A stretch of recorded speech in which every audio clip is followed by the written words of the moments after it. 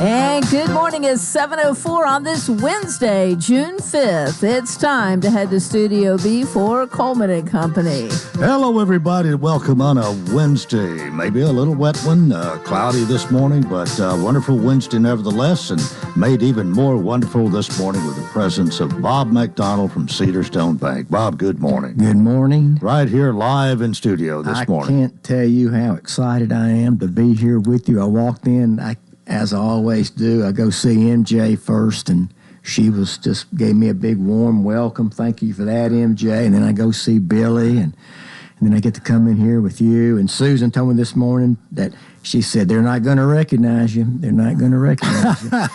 And I said, oh, yeah, they will. It's been a few Wednesdays since you've been here, but... It has. It has. I just have some conflicts on occasion on Wednesday mornings, But I know Robert was with you last week, and he enjoyed that. Thank you for making him welcome. And well, we always welcome him. He's y'all are a lot alike, but you're not carbon copies. No, we're not. Fortunately for him, but no, he's doing a great job down there in the Donaldson area, and of course he also is responsible for Mount Juliet and. Bob Jacobs, who's responsible for that office, who reports to Robert's doing a good job there in Mount Juliet. You've heard me talk about Bob. Bob's a very accomplished man. He is a West Point graduate, was in business for many years, and did business with us. And then so we brought him out of retirement, and he's doing just a terrific job. Well, I've noticed you've been good at that with a few people. I could name 2 or 3 that you've encouraged to come out of retirement. Exactly. Work with you a while. Well, what we've learned is that we use the term grow our own. So we like to find folks who have good people skills, who like to be involved in the community, who understand business. Banking is not a complicated profession. If you understand people and you understand business, then you can be a banker. And so that's what we try to do, and it's worked out for us. You know, if you come to Cedarstone from a larger bank, it's just a hard transition for people because you're not used to having authority, you're not used to making decisions, you're used to following a prescribed set of programs, and that's not what we do as a community bank. So that's why we say simple banking, simply better. That's exactly right. I mean, I can remember when we started Cedarstone 20 years ago in April, where I came from, we had about 14 or 15 different types of checking accounts, and just those types of complications can make banking what it does not have to be, which is complicated. And so you've heard me talk about that, but we do keep it simple, and but that doesn't mean that we don't address those complicated matters.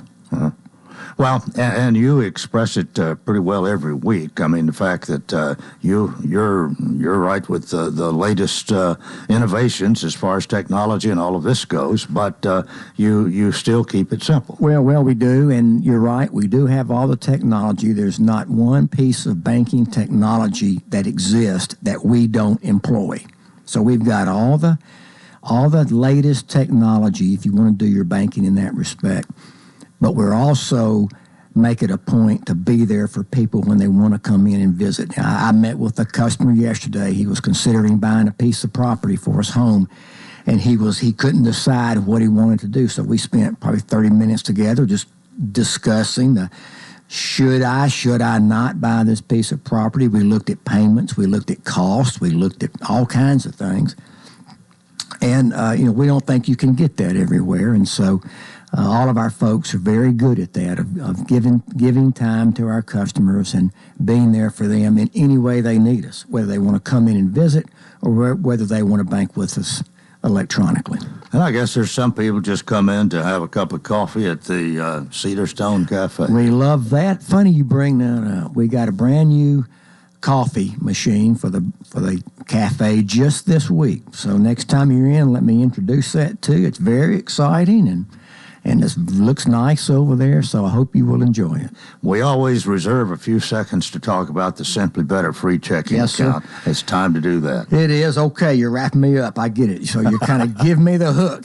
You got Lucas over here, and I know y'all are going to be talking about some good things, but we do have that free checking account. We have for 20 years, Coleman. It's free in every way. We give you checks if you still want to write checks. We make the technology available to you for free. If you want to do your banking online or by the telephone, you can do that. So it's you can use that account in the way that best suits you. And for your listeners who don't currently bank with us, it'll be an honor and a delight for us to have you come in and talk about that. And a great way to start that relationship when you might need a loan or need other services, you're already known. You have a savings that's account. Exactly. We're relationship or a checking banking account. Yeah. Maybe you got both. Well, you're right. I mean, we're relationship bankers, Coleman. If we're going to loan money, we want you doing your depository business with us. Right. And so we just don't make a loan to someone who we don't know. It's a relationship banking that we do. All right. Thanks so much. Have a great week. Thank you, my friend. We'll do it again next Wednesday. Great to be with you. Bob McDonald. He is president and CEO, Cedarstone Bank, Lebanon, Mount Juliet, Donaldson, Simple Banking, Simply Better. And we're 10 minutes and 10 seconds after 7 o'clock here. Lucas Holman joins us this morning, our county director for the UT Extension office here. Good morning. And good morning to you. How are you going? How's it going? I'm good today. How are you doing? I'm doing well. It's we've had a little more rain maybe than we anticipated or wanted, especially in places. My garden's going to be late. I've still got tomatoes sitting in pots by my driveway that will eventually go in the ground, but the amount of rain that we've had the past probably 3 or 4 weeks has been enormous. Well, one of the things that you do, you not only talk the talk, you walk the walk, and by that I mean that a lot of the things that you talk about, you know from experience because you grow them yourself. It's hard to recommend something, or if it's hard for me to recommend something that I've killed 3 times. I've heard someone say that one time. So, with tomatoes, there's probably 1,000 kinds of tomatoes on the market today, and I usually plant about 40, but I always like to know what's a good one for Middle Tennessee or for Wilson County specifically.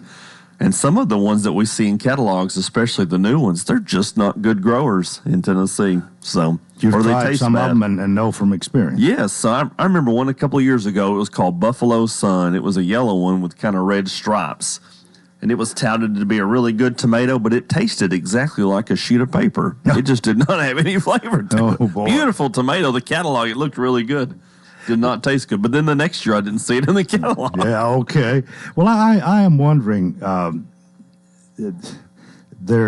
tomatoes, would that be the thing that more people plant than anything else? It's probably the number one thing that people call about diseases on, too. All right. So everybody, I think, who has a garden, they always have a few tomatoes out. I think if you're a good person, you eat tomatoes. Let's do that. I do know a few people who don't like tomatoes, and Which is disappointing. Well,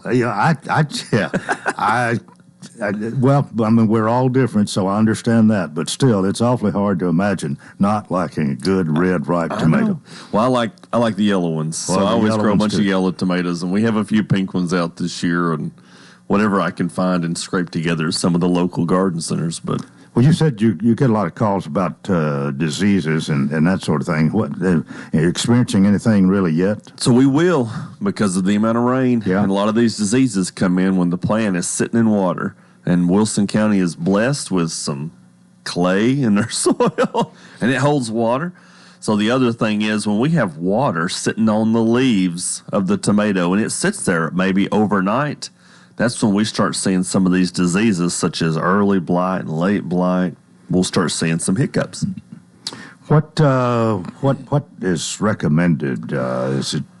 Can you get rid of that, or you just You pull the can. plant up and throw it away? It's really, no. So we've got 3, there's a bunch of diseases. So let me start off with that. But there's 3 main blights. We have early blight, late blight, and southern blight. Now, southern blight lives in the soil. The plant will wilt down overnight, and you'll see white mold where the base of the stem goes into the ground. You can't save a plant from southern blight. All right. All right, you throw it away. Throw it on the burn pile. Don't compost it because that disease stays in the plant. Okay. Early blight starts off at the bottom of the leaves and goes up. So you'll start seeing black spots on the bottom of the leaves, and those black spots will have rings inside the leaves. Break those bottom leaves off, and then you can start spraying a copper fungicide, and that normally slows it down. But late blight is kind of a hiccup too. It normally starts at the top and goes down. So early blight starts off at the bottom. It's caused by soil splashing on the leaves. It's in the soil. So if you can put straw down or newspaper or cardboard or plastic or something down to prevent soil from splashing on the leaf, that will greatly reduce your chances of early blight. But we have a lot of the newer tomatoes. The hybrid tomatoes are really disease resistant. Mm-hmm. It's the heirlooms we have hiccups with. Yeah. Bradley, Cherokee Purple, German Queen, German Pink. They just don't have any disease resistance. So that's normally the questions we get. They'll say, my tomato's dying. I'll say, what is it? And they'll say, Cherokee Purple. We don't normally see it on Jetstar, Better Boy, some of the newer ones. Okay. They just are more disease resistant. Lucas Holman is with us. It's already time for us to take a break here on Coleman and Company, FM 98.9. And let's see what's happening on the roadways thanks to Bates Ford and the low price tire guarantee on all tires every day up to 30 days after the sale.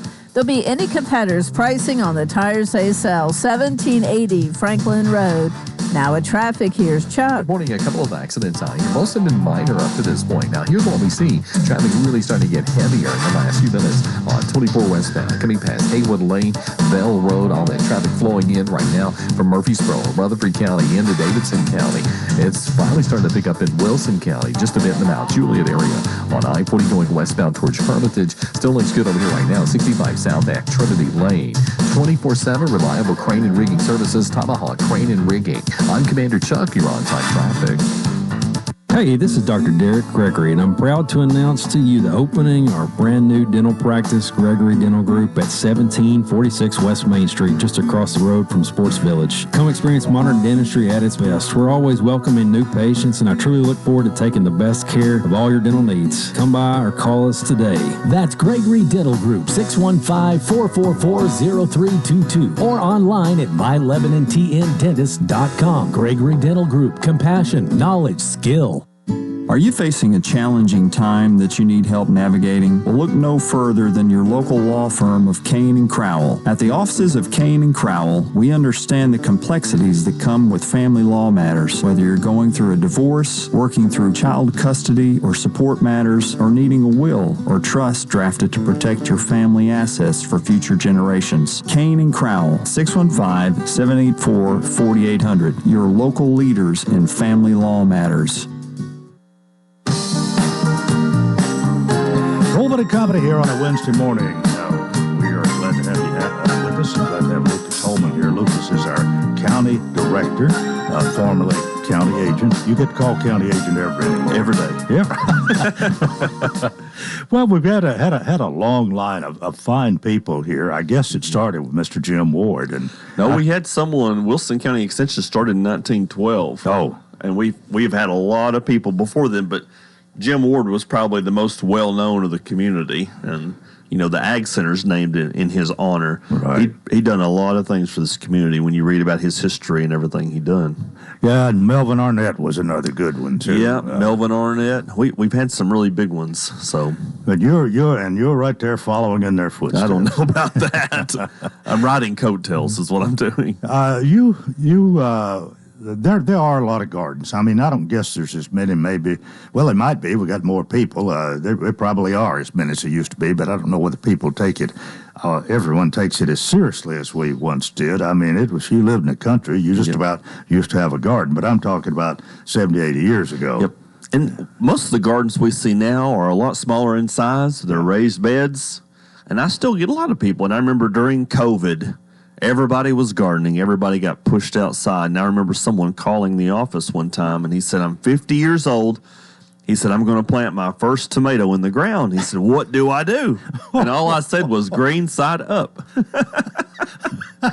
I didn't know what else to say to that one. Oh man, well, well, it can be a great experience, and there's a lot to learn. Yep. And I don't think anybody that's been doing it for 50 years has learned everything yet. But Nope. One of the wonderful things about the UT Extension work and the resources that they have in Knoxville, you've got such a wealth of information there that's available to you. Free information, and a lot of people don't realize that. So it doesn't matter what it is, horticulturally speaking, or ag-related, hay, field crops. Diseases on lawns, or maybe your trees, or bugs on an apple tree. We have people, if I don't know the answer, we know the people who can give us the answer, and we're free. So a lot of our information is research-based, so we know that our professors have put it to the test. And it's interesting. So you could go to various places and get recommendations, and sometimes they'll try to sell you something. We're not in the money market game. I'm not trying to sell you anything. I just want to do what's best for your garden, your lawn, your trees, shrubs, whatever. Let's talk about hay a little bit, because I don't know how. I guess a lot of people have just about through their first crop of hay by now. Yep. Here it is, the 5th of June, and May is usually when you cut that first crop, or maybe very late April or whatever. But how'd that go?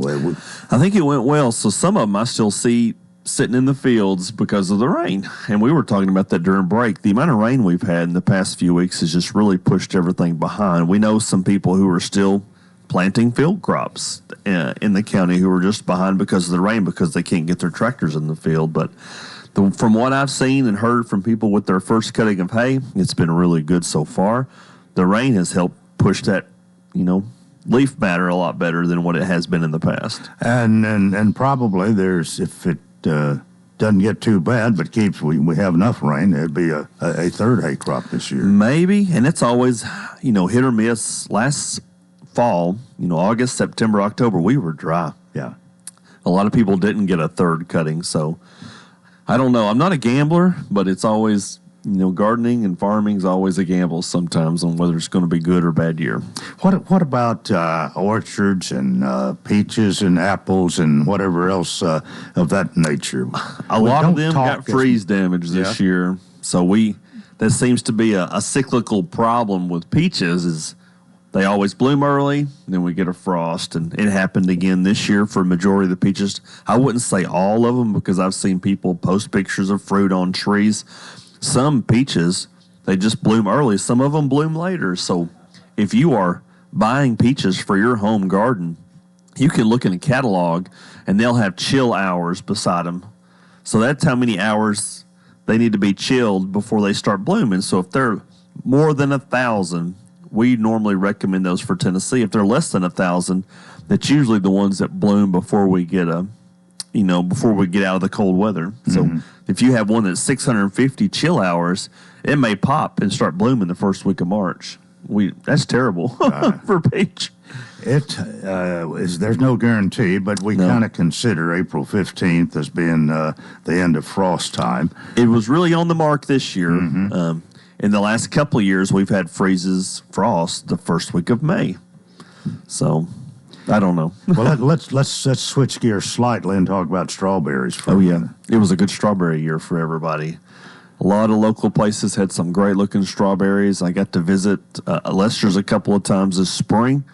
You can't beat local strawberries. Do you like strawberries? Yes, I do. Oh, we have a bunch in the freezer right now, and we grew a small patch for ourselves for the girls to pick, but it's unreal. I like strawberries a lot. Well, I ask myself every year why I haven't started me a little strawberry patch in the backyard, but I never have.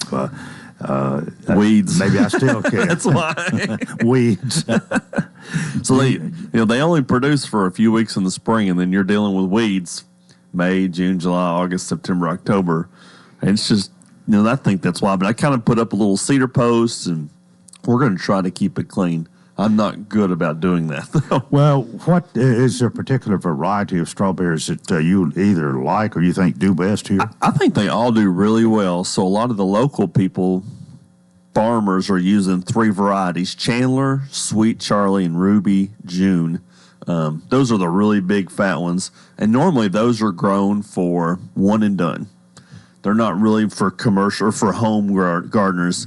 Most home gardeners, Honey-O is one that I planted at my house this year. The fruit didn't get nearly as large, but they produce really well.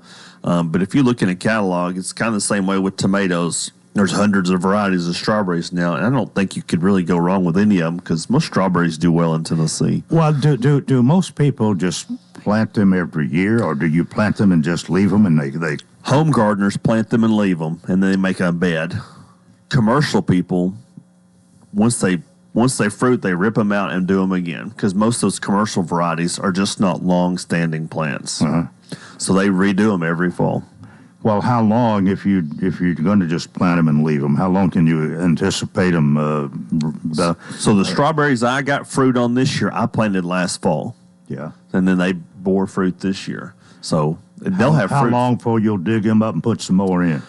It'll probably be a few years. So the bed's probably 6 by 10. And, they make runners and they'll kind of peg themselves into the ground. So the ideal time is every few years, pull up some of those runners and get rid of them to make space for the new ones to pop in there. So I've seen people go through their garden and they'll have a small row of strawberries. They'll let the runners run to one side and they'll go through and till the mother plant and let those runners have fruit the next year and then just swap them back every year. So there's a bunch of different ways, that you can do that. You have some literature on that? Yes, we probably do. UT's got literature on everything, and sometimes finding it may be a little bit of a challenge. That brings up something. Can you access this through the internet? Yes. So we've got a really good website. The gardeners, UTHort, HORT.com. Now, I think they've changed the website recently to uthort.tennessee, spell out, .edu. That's where all of our gardening publications are now for UT, and they're free. And if you don't have the internet, just come by my office, and we can chat and find you whatever you need and print it off. We have some of those available in the office, but if it's more something very specific, we can find it too, print it off for you. Or call and we'll have it ready for you. But the fact that you can get the printed version or even print it off yourself if you're so inclined, or you can just have it right there at your fingertips on the internet on almost, I guess, all their information is there, isn't it? All the information is there. And there's another, if you're more into farming, row crops, cattle, goats, sheep, small ruminants, you could just put in UT publications. It's all written by the professors at Knoxville. You can Google a question and you'll get answers all over the board. And some of them are not good. And you know that. Facebook. Do you believe everything you see on Facebook, Coleman? I've refused to answer. So no, I get nervous when people will call and they'll say, I saw on Facebook, and I'll say, oh no, where are we going with this? Please just use it. UT, we know it's legitimate information. It's not something that someone's made up for likes and comments and shares.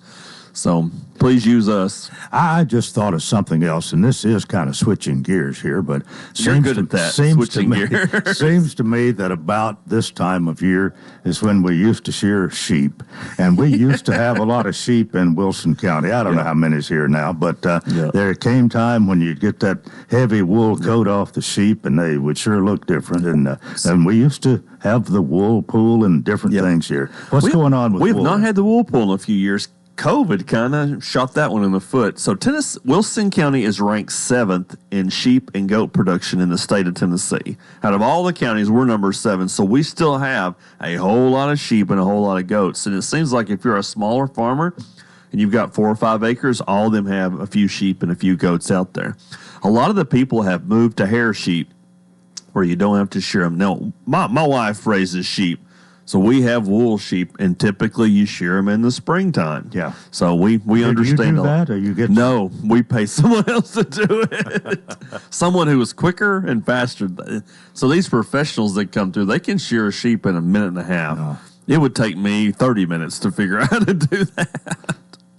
Well, I just remember growing up, and my grandmother would have 10, 15 head of sheep, and every year she'd shear them and then sell the wool somewhere. So I love antiques, and I love old stuff that deals with agriculture, and someone brought me a receipt.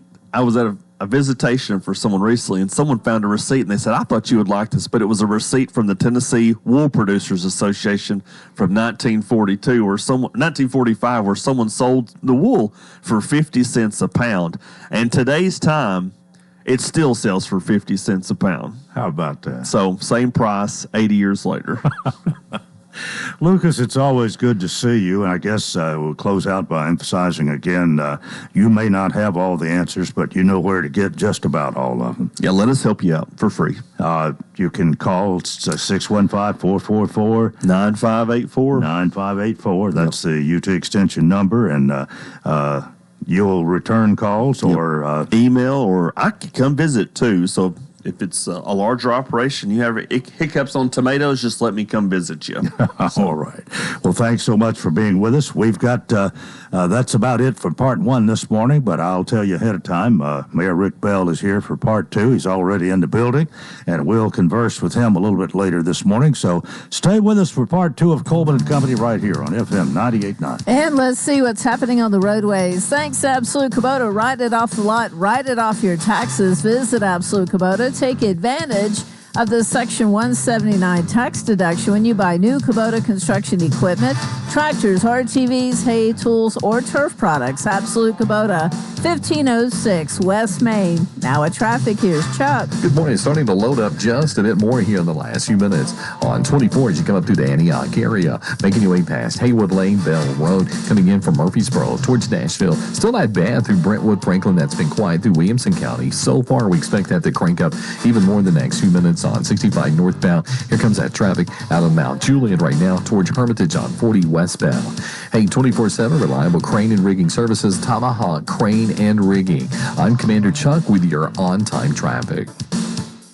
With mostly cloudy skies today, with thunderstorms likely, afternoon highs in the lower 80s. Thunderstorms continue tonight, lows in the upper 60s, and then partly cloudy on Thursday, just a slight chance of a passing storm, afternoon highs in the upper 80s. This weather forecast brought to you by Walker Auction and Realty, professional auction and real estate services. Get top dollar for your home, land, or personal property. Log on to MikeWalkerAuctions.com. They know auctions. With your severe view forecast, I'm Storm Specialist Drew Richards. And we continue. Good morning. Welcome to part two of Coleman and Company. John Langford is here, and John is your financial advisor. And, of course, he's affiliated with Edward Jones as his office at 1424 West Badua Parkway, Suite C, right here in Lebanon. Good morning. Well, good morning, Coleman, and it's good to see you Friday night as well. My band played Rock the Block, and I got to say, Lebanon showed out on Friday night. Perfect weather, good crowd, good food, and y'all listened to some tunes as well. Well, you were rocking out. I think you had 3 guitars and a set of drums, something like that. Yes, sir. Yes, sir. Well, you enjoyed that, didn't you? I did. And hearing Lucas on the way in this morning, it made me think back to my times in 4-H. And I got to win the speech contest a couple of times. I know that's hard to tell on the radios, but I had to drop out when my mom got tired of doing my posters for me. God gave me a lot of things, and art is not one of them. My stickmen look deformed. So we had to move on to bigger and better things, as they say, Coleman. And today I want to talk a little bit about interest rates. One of the things that we have noticed with the market, the analysts seem every month to say, oh, well, once they start dropping interest rates, we will really see the economy go on fire, as they say. Mm-hmm. And we haven't seen any of those interest rates drop yet. What we have noticed with the Fed is the Fed will not drop rates until inflation is below 3%. We've gotten close a couple of times, but it's still hovering around that 3.2, 3.3 every month. And Jerome Powell is kind of like me. He's a little stubborn at times, and until they gets below 3, we don't see interest rates dropping anytime soon. Within the market. All we've had so far are promises. That's they had a song, Promises, Promises, and some of these times they're not all good politicians like Mayor over here. Some of them talk out of both sides of their mouth, and for those people, you just have to pray for them and move on. What has the fact that the interest rates haven't come down, as was pretty much promised, and at least not yet? What's that doing to investing? So what we've seen over the past month, we've seen a little bit of a yo-yo effect on there. We have some good days whenever the earnings come in strong, like with NVIDIA. NVIDIA had some great earnings and also some good things from the AI perspective, and it's hitting records. If you'll look on the futures this morning, the NASDAQ is up, and that is directly related to tech stocks for the most part. But you're also seeing the yo-yo effect of you'll have an inflation report that comes in, and the inflation report is a little hotter than they expect. Well, then you'll see the market down that day. Yeah. So it truly is up and down from day to day. But one of the things that we look at whenever we're doing financial advising, if you're investing from day to day, you're probably not planning for the future. You're planning for you're kind of looking ahead of your nose, and that's as far as you go. Whereas for most stock investors, if you're really invested in the stock market, you've got to be thinking 5, 10, 15 years out, because you want to invest in good, solid companies. You want to be probably a little bit more conservative with some things. You don't want to, as they say in Vegas, put everything on red and let it ride. You're not one that encourages day trading there. No, sir. No, sir. People can make money in day trading, but to do that, you have to be so hyper focused on one particular company. And you have to be able to read that 10K. You have to be able to know the trends within that company, because on day trading, you're looking to make maybe 10 cents, half a dollar on a share. And that's how day traders really make it work. Could you put it into one stock and make $100 a share? It's possible. Not very likely. Yeah. But, for every one of those, you'll have another one that you literally could have set money on fire. But you really have a more sensible approach and a more practical approach. Yes, right? Sir. All right. Yes, sir. I know for me, Edward Jones, we've celebrated 100 years a couple of years ago. We're at 102 now. And part of the ways that we've done that is it's okay to be a little bit more conservative. It's okay to be a little bit more laid back. We want to be able to invest in things that you can sleep at night. And we don't want to invest in things that will give you an ulcer. Well, I feel sure you welcome new investors, and there probably somebody starts on that road every day somewhere. You'd like your share. Well, I know just yesterday I met with 2 prospects, and one of them had some less than stellar investment history prior to, and then had another one that they are starting to hit the prime of their earning years. And being able to work with them, along with the person that's not had a good investment history up to this point, being able to show them the other side of things, where we may take it a little slower than some other people, but going back to the tortoise and the hare, who ended up winning the race in the end? Sometimes it's a little engine that could. Well, I want to let everybody know that you are available, and probably the phone number is a lot where a lot of people even contact you at 615-443-2090, 2090.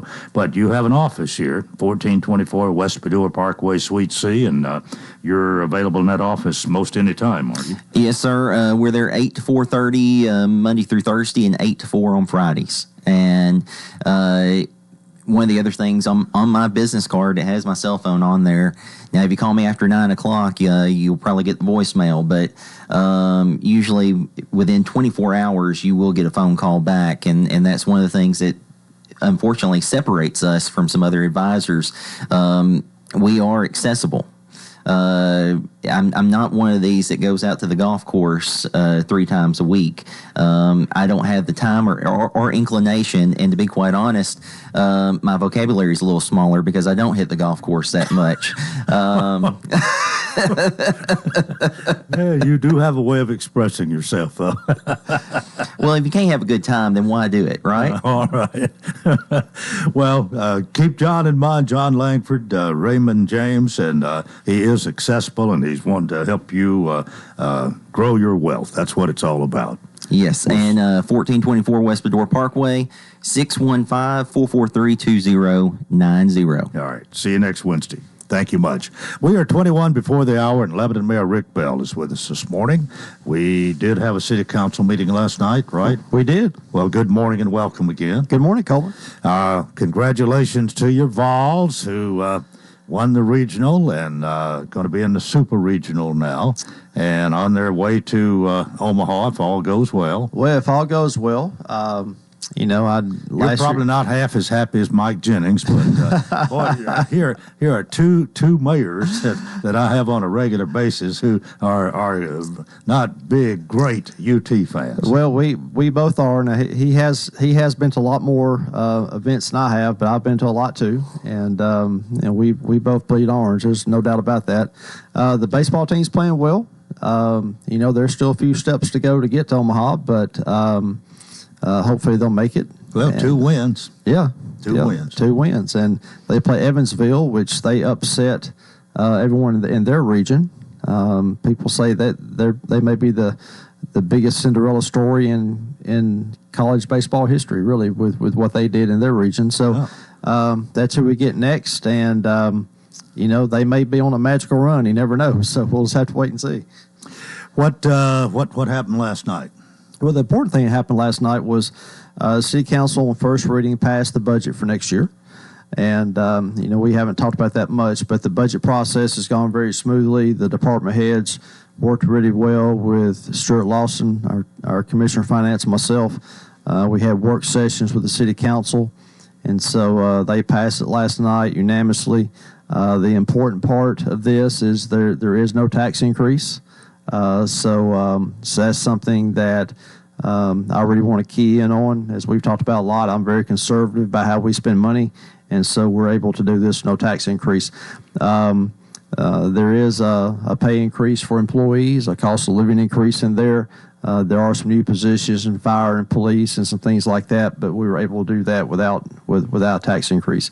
And I've been listening to your show the past few weeks, Coleman. I've heard Aaron Maynard, the county finance director, on here, and I heard the sheriff a couple of days ago, and both of them sort of hem and hawed when you asked them about a tax increase on the county side. So I just want everybody to know that if the county does that, that was not us.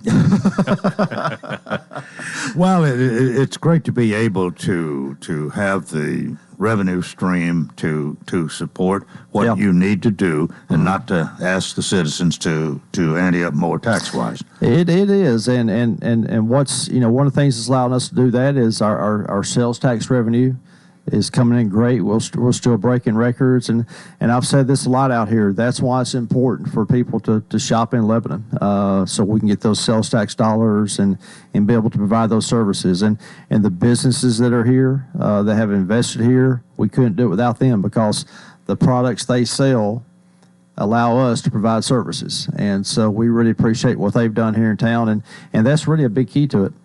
Well, is there anything really controversial about this budget? Is it pretty much a status quo? Anything really new there that you're funding? Not really. It's very straightforward. As I said, there's an increase for the employees. As far as their cost of living, there are new positions in there, but the department heads, there's some other things they need as far as capital items, vehicles and things like that, but nothing outside the norm. It's just a straightforward budget. And there's no reason to think, I would think that anything that would prohibit it from passing on second reading would already have been been defined, refined, or spoken out, and that if it passed unanimously on first reading, you're pretty much thinking it's going to be okay for the second. I believe so. Last night there was really no discussion about it. We had a lot of work sessions, and city councilors were able to ask their questions then. But even at that point, the department heads and Stuart and Sherry and his office, they explained it very well, very clearly, and I think everybody understood it very well. And so, I anticipate here in a couple of weeks it'll pass again unanimously. Off our city budget, do you have any percentages as how much of that is funded through sales tax and how much through the property tax? We do. We have those percentages, and I didn't bring it with me, but I will next time I come out here. But I think one of the things it's important too to help. Well, is it predominantly sales tax driven? It's probably 50-50, honestly. Oh, okay. Yeah, okay. It probably is. But I'll have a better answer for you next time with that. But I think one thing that is interesting as well is we actually have two separate budgets. We have the general fund budget, which is police and fire and street department, those kinds of things, and then we have the utilities budget, which is completely separate. And property tax and sales tax has to stay in general fund, and then utility bills, that's what funds the utility budget, and you can't cross those. Mm-hmm. They have to stay separate. So really it's almost like having two separate budgets, but they're both about the same when it comes to those. But I'll get some numbers for you as far as the breakdown. We have those. We've gone over those in our meetings, but I'll be able to share those next time. I guess a lot goes into the planning of this. Even Stuart Lawson spends a lot of time, maybe even starting in March, maybe. He starts before that. They'll start work on this around the first of the year, 1st of January, and really starting getting the planning together as far as his estimates is what revenues are going to be for the next year, and then we start sending out the sheets to the department heads to really start working on their individual budgets, and then we put them all together, and then Stuart and Sherry and I will sit down and go over all of it first, and sort of outline where we are, and it's a process. It really is. It starts around the 1st of January, and it'll end here in a couple of weeks. I joke with Stuart all the time that here in 2 weeks he gets to go on vacation, for a while. But that's not really true. His department does a lot all year long, and the thing that they do really all year long is they keep an eye on how things are going. Uh-huh. And so I'm part of that too. Stuart and I meet once a month to go over, what the revenues are looking like. What the expenditures are looking like at that point. Are we still in line? Are we making sure we don't get ahead of ourselves? So it's a year-long process to keep an eye on it, but the actual creation of the budget probably takes about 6 months. Yeah. Okay, it's time for us to take a break. Lebanon Mayor Rick Bell is here, and we'll talk more in a moment here on Coleman and Company, FM 98.9. And let's see what's happening on the roadways. It's all brought to you by Bates Ford. Get a battery installed in most vehicles, $149.95. Bates Ford, 1780 Franklin Road. Now at traffic, here's Chuck. Good morning. Trying to finish up an accident involving some injuries. 100 block of White Bridge Pike. Traffic's pretty heavy now, 24 westbound. Passing Haywood Lane, Bell Road, coming up through Antioch, in from Murfreesboro, Rutherford County. Busy, but it's moving through Hermitage, at least at the moment. 40 west over here at Central Pike. Hey, Prince's Hot Chicken now offers Uber Eats delivery. Order online, they'll bring it to you. Check out the new menu, princesshotchicken.com, for more details. I'm Commander Chuck with your on-time traffic. Simple banking, simply better. Since 2004, that's been our motto at Cedarstone Bank. I'm Bob McDonald. We know that financial decisions can sometimes be complicated, but that doesn't mean solutions have to be. Whether you're buying a new home, renovating your existing home, or buying a car, or maybe you're a business that needs to purchase equipment or the building you operate from, we have all the technology that will allow you to do your banking online or on the telephone, or you can come in one of our beautiful branches and see our great people. With locations in Lebanon, Mount Juliet, and Nashville, Cedarstone Bank. Simple banking, simply better. Member FDIC, Equal Housing Lender. Your 401k is likely one of your most important assets, but it's only one part of a comprehensive retirement strategy. Edward Jones can help you understand how your retirement assets fit into your entire retirement picture, so you can work toward meeting your unique retirement goals. Contact me, John Langford, your Lebanon Edward Jones financial advisor at 1424 West Bedore Parkway. Edward Jones, member SIPC. Coleman and Company here on a Wednesday. I've already welcomed Lebanon Mayor Rick Bell. He's always welcome. He's with us at least twice a month, and certainly appreciate the time you spend with us. And I know you appreciate coming out here as well. You get in a word edgewise for UT every once in a while. Well, we have to do that. Especially with you. What happened to the Vandy boys, by the way? Well, I think the pitching just wasn't hardly good enough this year. That's my assessment. Yeah. And by the way, I've been wanting to say this for a long time. I don't know whether your team has their names on the back, but if I rule the world, everybody, Babe Ruth and on up that plays baseball would have their name on the back of the uniform. That's the biggest gripe I've got with our Vandy coach. He won't stand for it. Actually, I don't think our name's on there either. I don't think they are. Several in the SEC aren't. Yeah. But I want to know who it is that's playing. I think that's one of the most unfriendly ways you can treat a fan is to not put their name on the uniform. Anyway, I've had my say. What else we need to talk about? Well, there's a few things I want to talk about from last night. We talked about a lot about our committees and our boards and commissions, and people volunteer for that. So we had some people last night I announced. The Board of Adjustments and Appeals, that's a board that does not get much publicity.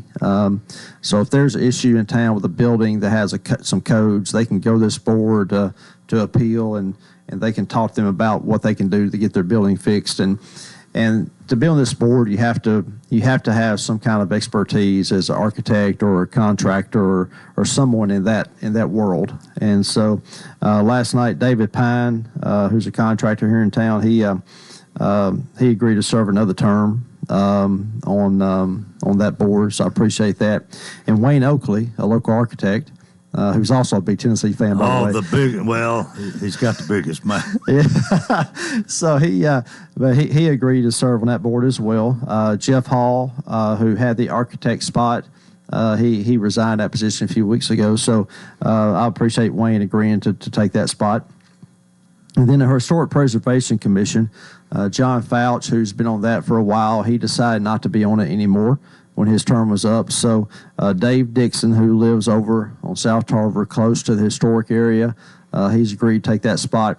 And that's actually a board that the city council has to approve. So I put his name in front of them, and they approved him last night. So I appreciate them doing that, and I appreciate Dave agreeing to serve because that is one that gets a lot of publicity, and they face a lot of important decisions. So I appreciate that.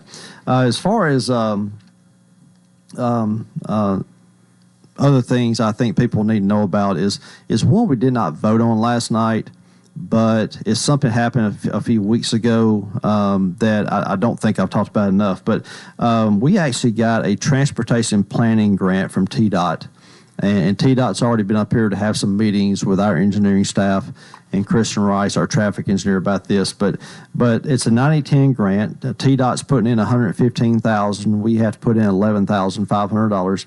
But basically, it is a corridor study for the bypass and Badura Parkway, and it goes from the entire length from Main Street on the west side out to I-40 on the west side of that road. And what this is a lot of people talk to me about the bypass. It needs to be widened. And I've heard that for years, most of my life, really.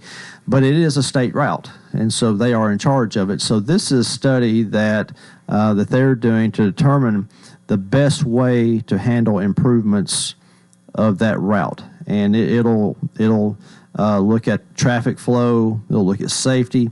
It'll also look at ways to encourage freight to use the bypass instead of going through the square, because that's really what the bypass is for, to bypass, town. Right. So that's a study. It just started. There will be public input, so I want everybody to know that there will be advertisements for public meetings for people to come out and be able to talk about what their ideas behind this. And it's something, again, a lot of people talk about, so I hope they come out and help with this study. But really it's this. Instead of going out there and just saying, okay, we're just going to widen it or whatever, it's a study to determine what's the best way to improve it. So TDOT can then take that study and do it the best way possible. Well, how important, I guess this will bear that out, but I'm just wondering how important the widening is. And you would think on first glance that that's the most important thing. I don't know whether it is or not. Whether it is, but one of the things I've learned from being mayor, also before I was mayor, I took part in the Transit Citizen Leadership Academy, which is a class that you can take to talk about these issues. And road widening seems to be the obvious choice, but that might not be the only choice either. There may be some other things out there that can make improvements too. So while you're in it, you might as well do it all. So I'm not an engineer. I can't sit here and list off what those are. But part of this process is to determine, okay, along with that widening, what are some other things that could be done?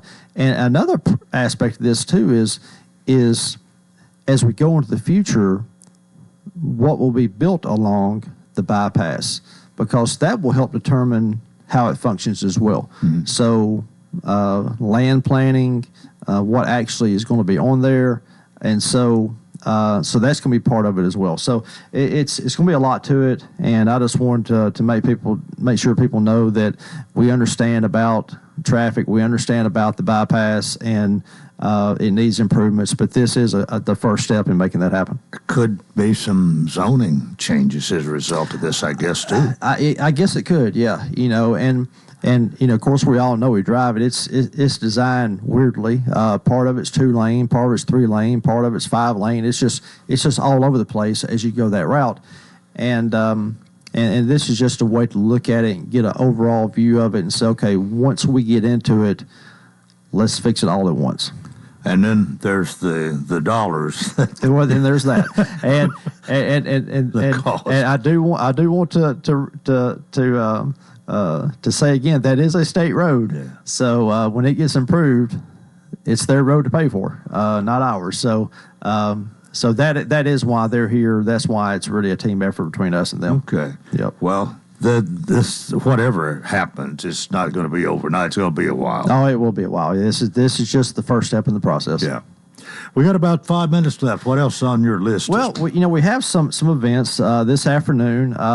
We are having a ribbon cutting at 4:00 for our new pickleball courts over behind the Jimmy Floyd Center. And so that's going to be really good. I hope the rain kind of holds off a little bit. Alex Major, who's the director of the Floyd Center, he has worked really hard to get those things built. By the way, he filled in for you last time. I know he did. How did he do? Good. You hadn't mentioned that, I don't think. Yeah, well, I appreciate Alex doing that. And he was excited about coming out here. But he's worked hard on that. And Coleman, you can't imagine how many people have said they want more pickleball courts. So yep. This is what that's for, and it's a big deal. It really is. And so if you want to come out, if you play pickleball, come on out. As soon as the ribbon cutting takes place, we're going to play. I mean, it's going to happen. So you're going to get out there? I think I will. Yeah, I've never done it. It's kind of like I've never really played cornhole till I played you, Coleman, and so it's the same thing today. If I go out there, I'm not going to win. I promise. And speaking of that, about a month from today, we'll be playing cornhole too. Yeah, 4th of July. Yeah. I look forward to winning again. Yeah. Oh, hey, don't worry. I'm sure this. It's sort of like Tennessee playing Vanderbilt,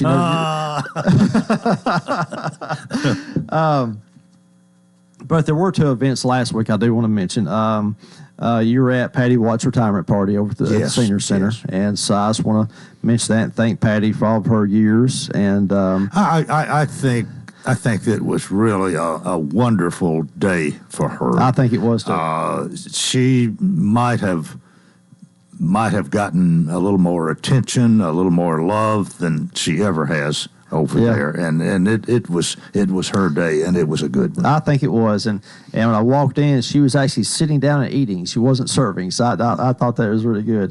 And then also on Friday, we did not have a retirement party. We had what we called a See You Less party for Juanita Ligon. Juanita has worked at the city for 48 years, and she has decided to back up a little bit and go part-time. And so we wanted to celebrate her and her time at the city. So on Friday, we had a celebration for her, too. And a lot of people came out. A lot of people that she used to work with, who's retired, they came out. And her family was there. Tanya, my assistant, is her daughter. And so it was really a good day for her, too. And I appreciate everybody coming out for that one.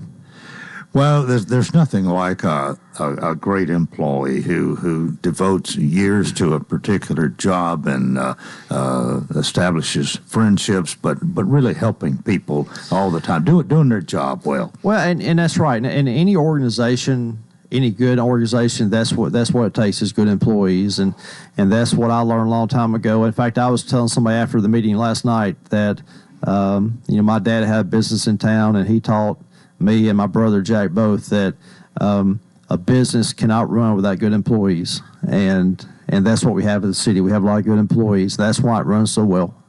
Is because of what they do every day. And so it's not just Juanita and Patty. There's a lot of other people out there too. There's over 600 city employees, and they're the ones who keep this place running.